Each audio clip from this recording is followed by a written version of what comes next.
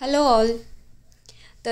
तुम्ही सगळ्यांनी लहानपणी म्हातारीची गोष्ट ऐकली असेल, चल रे भोपळ्या टुनुक टुनुकवाली, ज्याच्यामध्ये म्हातारी लेकीच्या गावावरून वापस येताना भोपळ्यामध्ये बसून जंगलातून येते. आणि आय गेस सगळ्यांना हा प्रश्न पडलाच असेल की एवढा मोठा भोपळा असू शकतो का ज्याच्यामध्ये म्हातारी बसेल.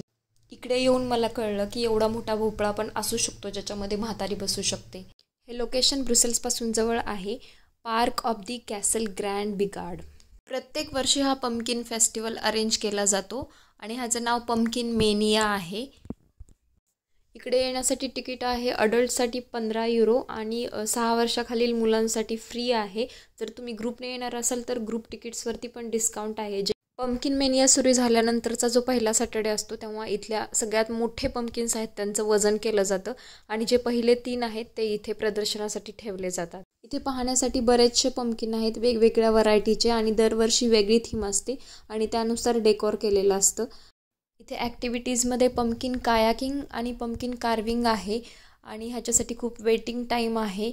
कार्विंगसाठी तुम्हाला स्वतःचा पंपकिन विकत घ्यायला लागतो आणि तुम्ही इकडे pumpkin soup, pumpkin fries, pumpkin panini वगैरे ट्राय करू शकता. तिथेही खूप वेटिंग पिरियड आहे.